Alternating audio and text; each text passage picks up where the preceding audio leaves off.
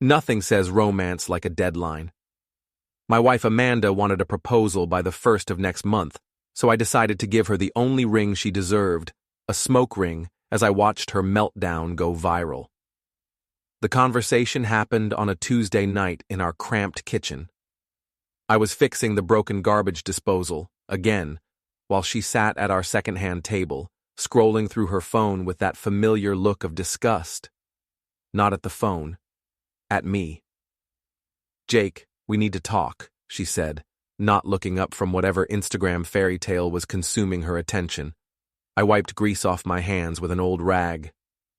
"Shoot. All my friends are getting engaged. Jennifer got a 2-carat ring last weekend. Even Rebecca's boyfriend proposed, and they've only been dating 8 months. I leaned against the counter, studying her. Amanda worked as a paralegal at Morrison & Associates downtown, spending her days around lawyers who made more in a month than I made in 6. Meanwhile, I ran a small electronics repair shop in the old industrial district, fixing broken phones and laptops for people who couldn't afford new ones. "Good for them," I said. She finally looked up, her green eyes flashing. "That's it?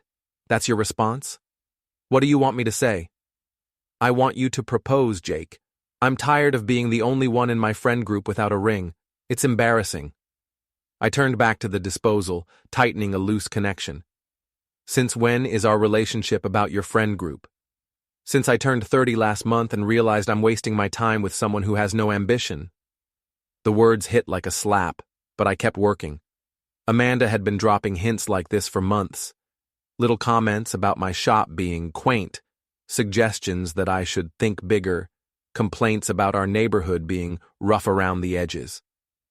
"I have ambition," I said quietly. "I built my business from nothing. I employ 3 people now. Jake, you fix broken phones. That's not a career, it's a hobby." I set down my wrench and faced her. "So what exactly are you saying?" Before we dive deeper into this story, I have one small request.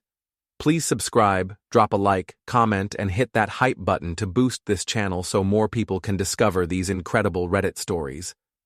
She stood up, smoothing down her pencil skirt. Even at home, Amanda dressed like she was heading to court. "I'm saying I want to be engaged by the end of next month or I'm done. I can't keep waiting for you to grow up." An ultimatum. A timeline. There's a difference. I nodded slowly. "I understand." She seemed surprised by my calm response. "Good. I'm glad we're finally on the same page."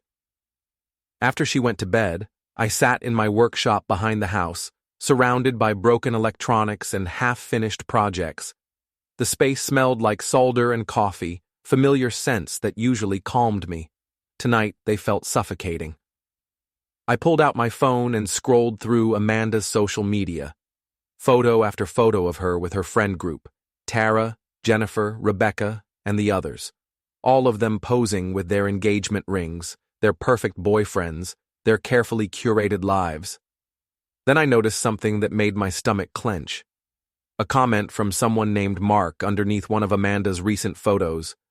"Looking gorgeous as always. Can't wait for tomorrow night." Tomorrow night. Amanda had told me she was working late. I clicked on Mark's profile. Personal trainer at Elite Fitness downtown. 6-pack abs, perfect teeth, and apparently no shortage of female admirers based on his follower count. I scrolled through his photos until I found what I was looking for. A picture from 2 weeks ago at some upscale bar downtown. In the background, barely visible but unmistakable, was Amanda.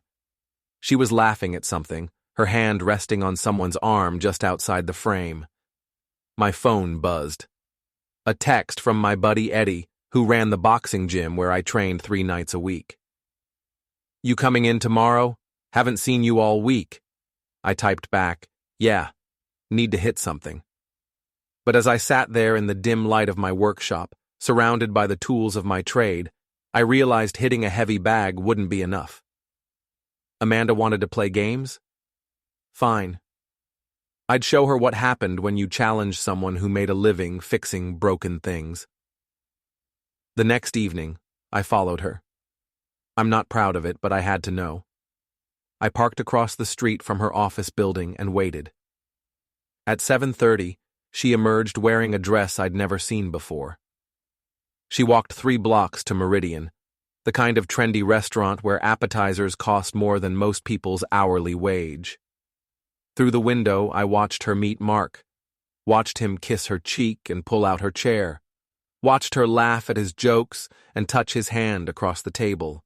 I sat in my truck for 2 hours, taking pictures with my phone and feeling something cold settle in my chest. Not anger exactly, something worse. Clarity. When I got home, Amanda was already there, claiming she'd just gotten back from work. "How was your evening?" I asked. "Exhausting. We had to prep for a big case tomorrow. I barely had time to grab a sandwich." I nodded and went to my workshop. I had planning to do. The next morning, I drove to Eddie's gym before opening my shop. The place was a throwback to the old neighborhood. Brick walls, heavy bags hanging from exposed beams, the constant sound of gloves hitting leather and feet dancing on canvas. Eddie Kowalski had been running the place for 30 years. He was built like a fire hydrant, with scarred knuckles and a voice roughened by decades of cigarettes he'd finally quit. "You look like hell," he said when I walked in. "Feel worse." I told him everything while we worked the heavy bag.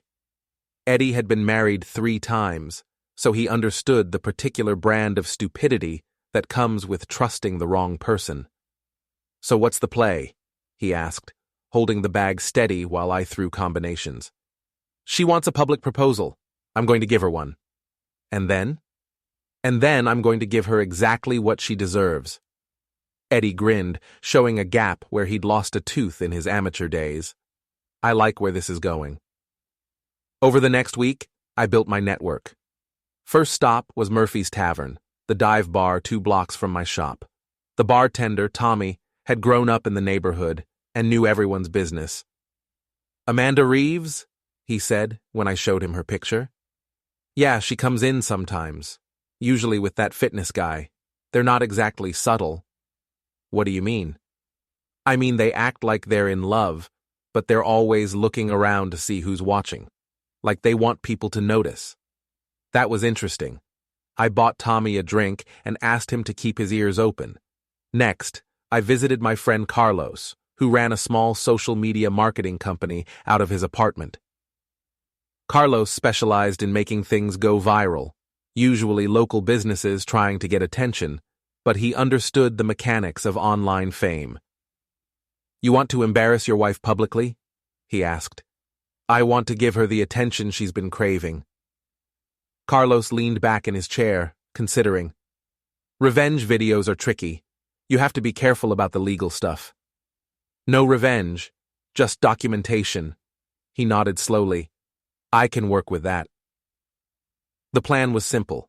Amanda wanted a public proposal in front of all her friends. I'd give her exactly that. I made reservations at Skyline, the rooftop restaurant downtown where all the young professionals went to see and be seen. I invited her entire friend group, telling them I was planning to propose and wanted it to be a surprise. Tara, Amanda's best friend and the ringleader of their social circle, was especially enthusiastic. "This is so romantic, Jake. Amanda's going to lose her mind." "That's the idea." I spent the week preparing. I bought a ring, not an expensive one, but it looked decent enough for what I needed. I rehearsed my speech. I made sure Carlos would be there with his camera equipment, positioned to look like just another customer. The night before the big event, Amanda came home late again. This time, she didn't even bother with an excuse. "I'm going out with the girls tomorrow night," she said, not looking at me. "Actually, change of plans. We're having dinner. Skyline, 7 o'clock. She looked surprised. "Since when do we go to places like Skyline?" "Since I realized you're right.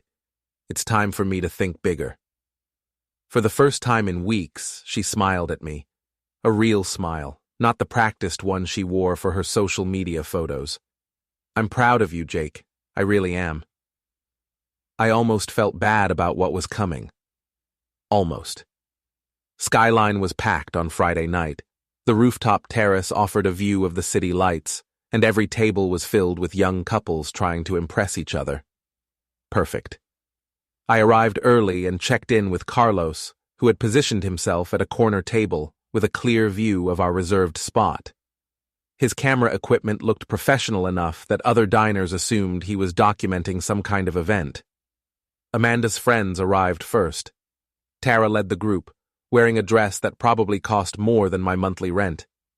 Jennifer and Rebecca followed, along with 3 other women I recognized from Amanda's social media but had never actually met. "Jake!" Tara hugged me like we were old friends instead of barely tolerating each other. "I can't believe you're finally doing this. Amanda's going to be so surprised." "Oh, she'll be surprised." Amanda arrived 10 minutes later, looking stunning in a black dress I'd never seen before. Probably bought it with money from our joint account for one of her dates with Mark. "What's all this?" she asked, surveying the group.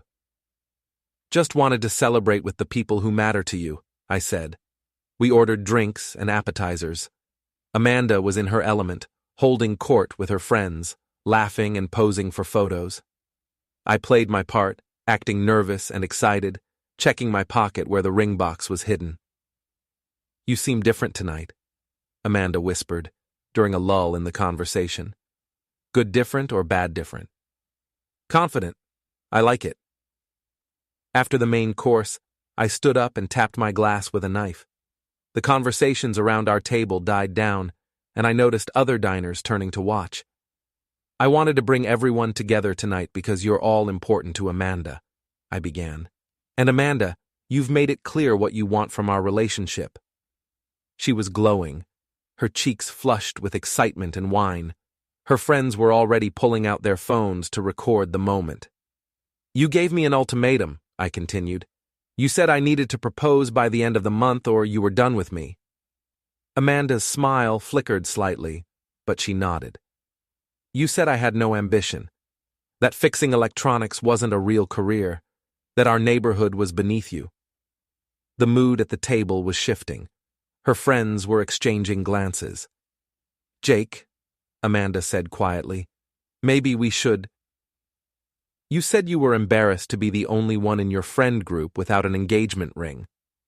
I pulled out the ring box and got down on one knee. Amanda's face lit up again, and cameras started flashing around us. "So I have a question for you, Amanda." "Yes?" she whispered. I opened the ring box, revealing the modest diamond inside. "Do you think Mark will propose to you, or are you just a side piece?" The silence that followed was deafening. Amanda's face went through a series of expressions: confusion, realization, then pure rage. "What did you just say?" I stood up, still holding the ring box. I said, "Do you think your personal trainer boyfriend will marry you, or are you just convenient?" "Jake, you're making a scene," Tara hissed. "Am I? Because I thought this was what Amanda wanted. A public proposal in front of all her friends." Amanda was shaking now, her voice rising.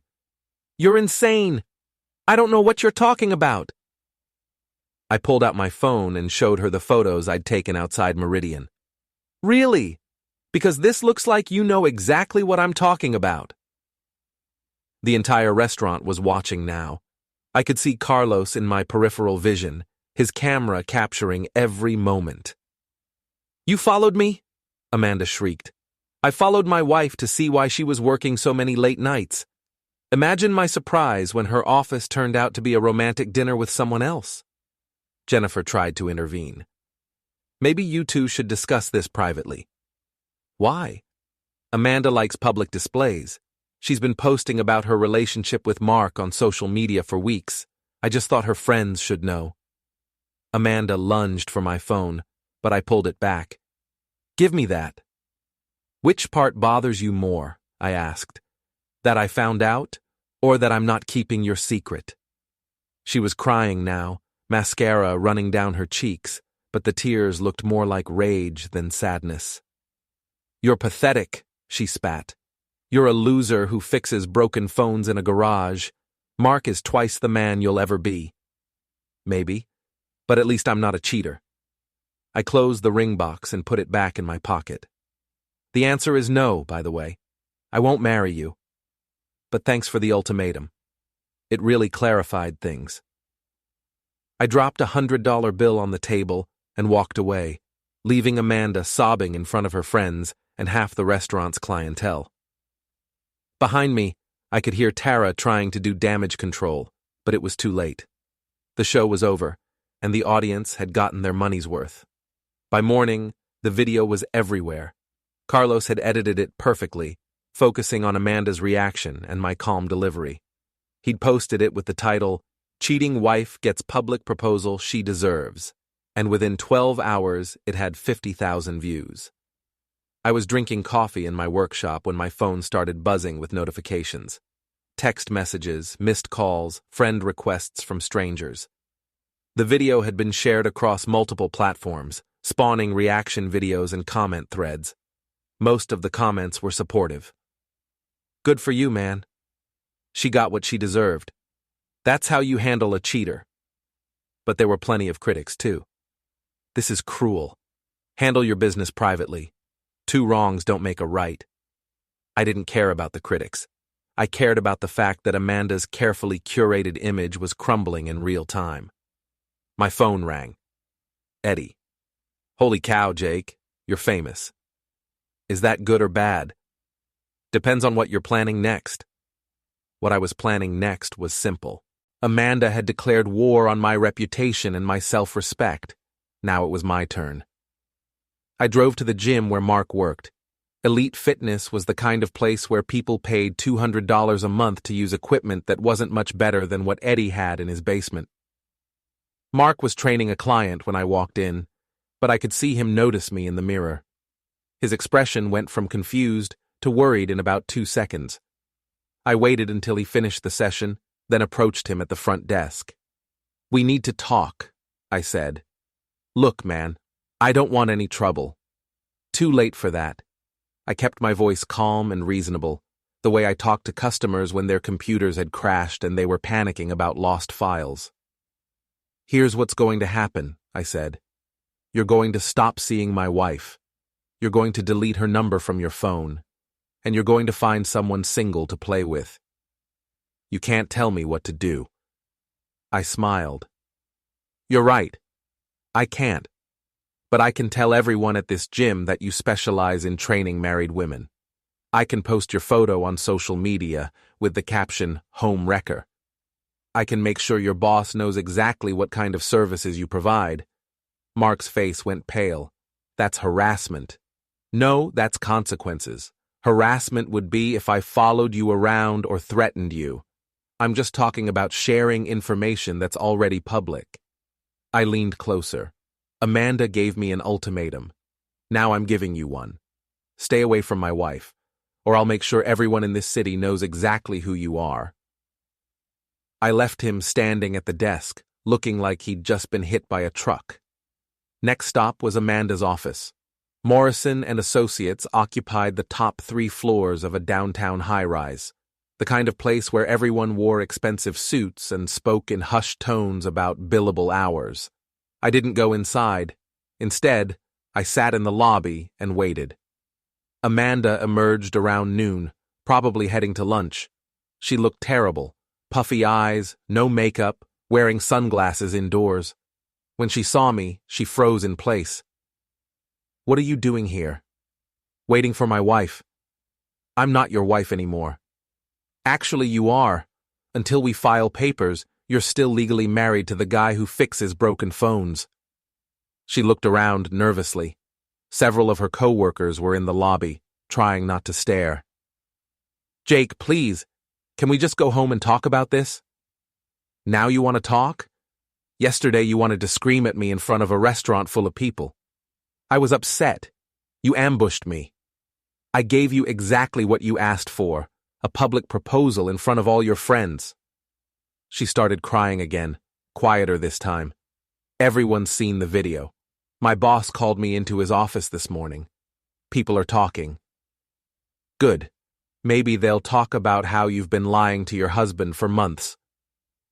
"It wasn't supposed to happen like this." "How was it supposed to happen? You were going to leave me for Mark and hope I never found out. She wiped her eyes with a tissue. Mark said he wanted to be with me. He said you were holding me back. And you believed him? He made me feel special. I almost laughed. Amanda, you're a side piece. You're the married woman he sleeps with because there's no commitment involved. You think he's going to give up that arrangement to marry you? You don't know him. I know his type. I grew up with guys like Mark. They take what they can get and move on when it gets complicated. She was quiet for a long moment. So what now? Now you decide what you want. You can keep playing games, or you can be honest about what this marriage really is. What do you mean? I mean, we both know this is over. The question is whether we end it like adults or keep destroying each other until there's nothing left. She nodded slowly. I'll think about it. Don't think too long. The video's already at 100,000 views. I thought I had it figured out. Amanda was having an affair, I'd exposed her publicly, and now we'd get divorced like civilized people. Simple. I was wrong. The first sign of trouble came 3 days later when I arrived at my shop to find the front window smashed. Nothing was stolen, but someone had spray-painted "loser" across the door. The second sign was when my biggest client, a local insurance company that brought me 50 phones a month to repair, suddenly canceled their contract. I'm sorry, Jake, the office manager told me over the phone.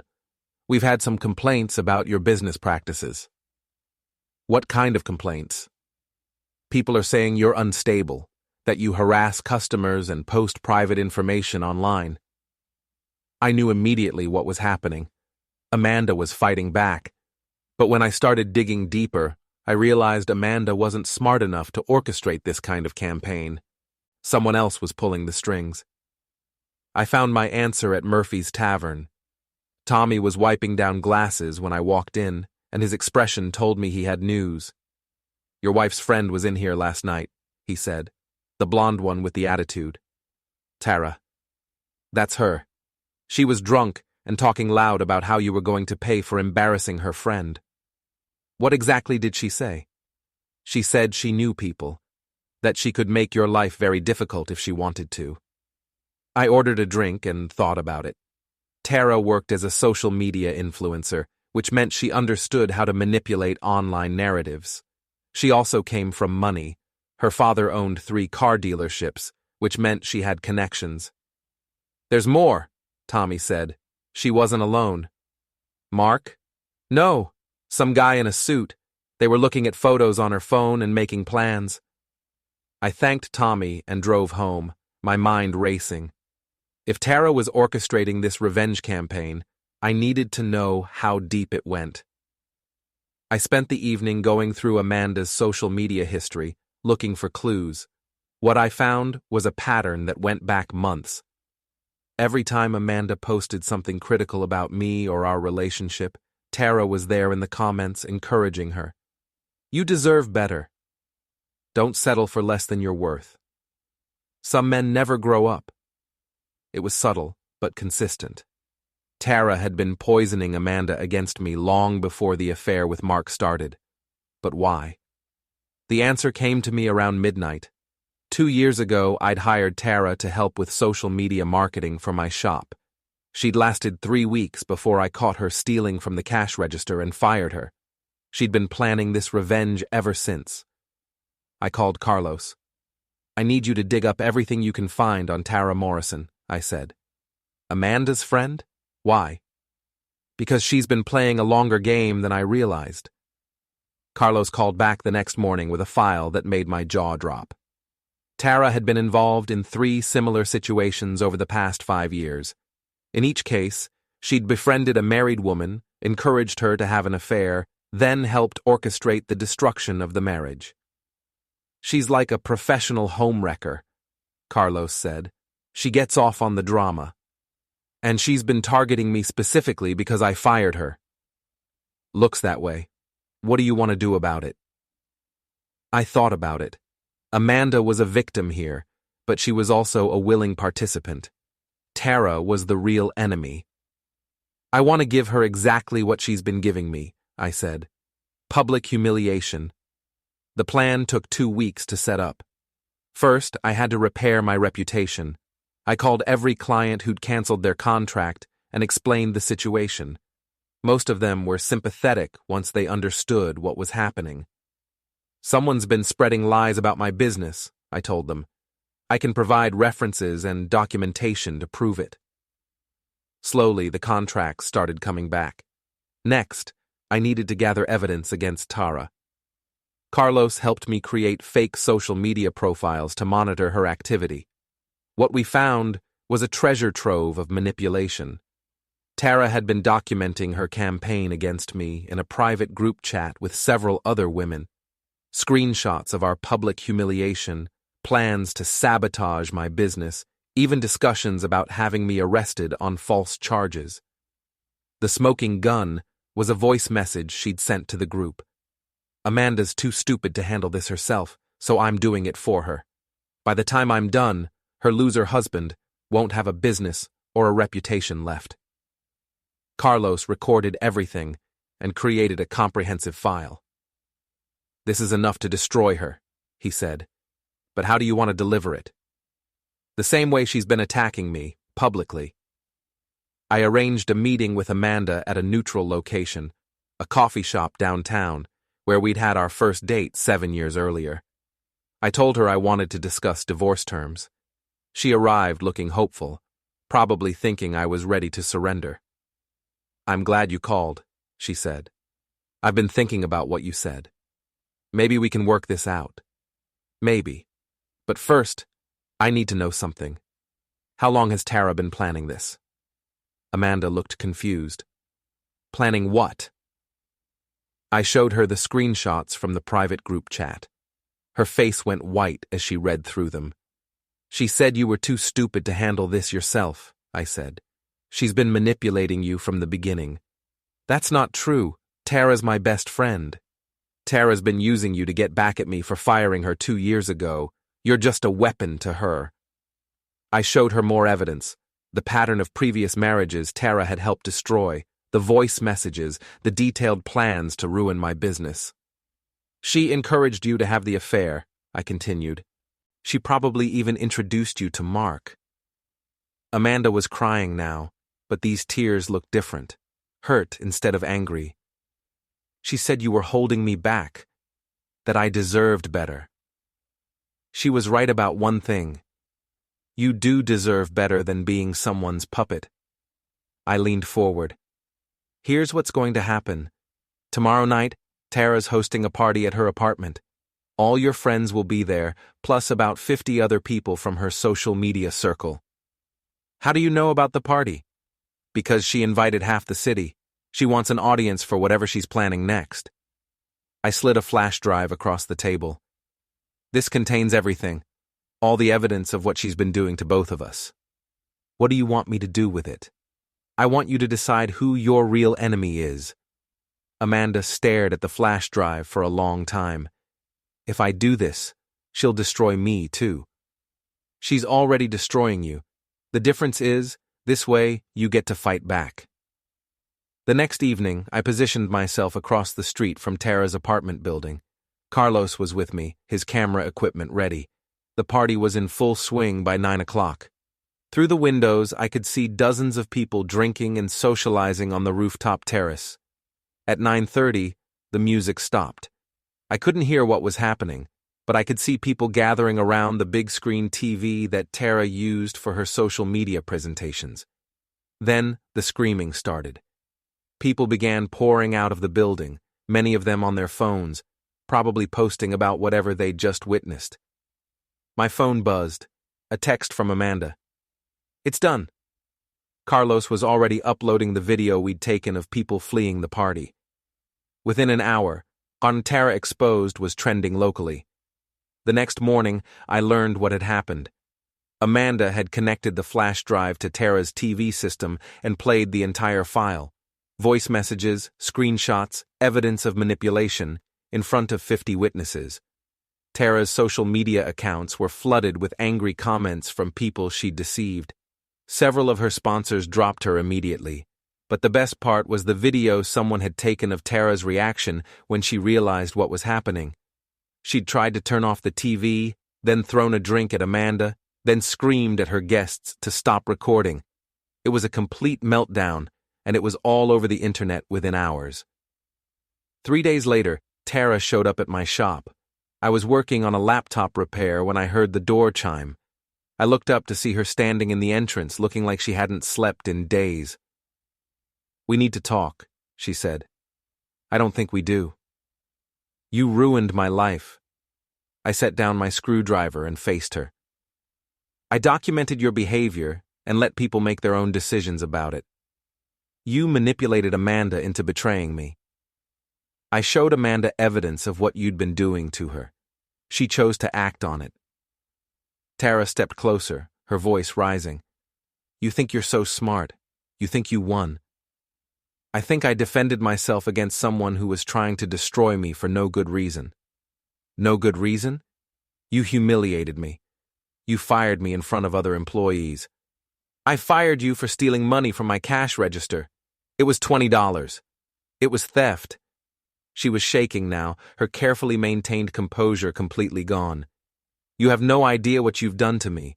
My sponsors, my followers, my reputation. Now you know how it feels. This isn't over." I walked to the door and held it open. "Yes, it is. You played a game and lost. Move on." She started to leave, then turned back. "Amanda will never forgive you for this. Amanda made her own choice, just like you did." After she left, I called Amanda. We hadn't spoken since the night of Tara's party. "How are you holding up?" I asked. "I've been better. Half my friends won't talk to me." "The right half or the wrong half?" She laughed, a sound I hadn't heard in months. "Probably the right half." "What happens now?" "I don't know. I've been thinking about what you said, about being honest about what our marriage really is." I waited. "We can't fix this, can we?" she said. "I don't think so. I'm sorry, Jake, for all of it. The cheating, the ultimatum, letting Tara manipulate me. I'm sorry, too, for the public humiliation, for not trying harder to save us before it got to this point. Do you think we can be friends eventually? Maybe. After we both figure out who we are without each other." We talked for another hour, working out the practical details of separation. It was the most honest conversation we'd had in years. 2 weeks later, Amanda moved out. She'd broken up with Mark. Apparently, I'd been right about his commitment level and was staying with Jennifer until she found her own place. I kept the house and the business. She kept her car and half our savings account, which wasn't much, but seemed fair. The video of our public confrontation eventually stopped circulating, replaced by newer scandals and fresher drama. Tara disappeared from social media entirely, probably planning her next move in some other city. I never did find out what happened to Mark. I'm writing this in my workshop on a Saturday morning, surrounded by the familiar smell of solder and coffee. Business is good. Better than it's ever been, actually. Turns out there's something to be said for having a reputation as someone who doesn't back down from a fight. Amanda texted me last week. She's dating someone new, a guy who works in accounting and apparently has no interest in drama or social media. She seems happy. I'm not dating anyone yet. I'm still figuring out who I am without the weight of a failing marriage dragging me down. But I'm not lonely. Eddie's been teaching me to train other people at the gym, and I've discovered I'm good at helping people work through their frustrations. Sometimes people ask me if I regret how I handled things, if I think I went too far with the public humiliation. The answer is complicated. I regret that my marriage failed. I regret that Amanda and I couldn't find a way to be honest with each other before it got to that point. I regret that Tara's manipulation caused so much pain for everyone involved. But I don't regret standing up for myself. I don't regret refusing to be a victim. Amanda gave me an ultimatum, thinking she held all the cards. What she didn't realize was that I'd been playing a different game entirely. She wanted a villain? I gave her a blockbuster. And in the end, The only person who got exactly what they deserved was me.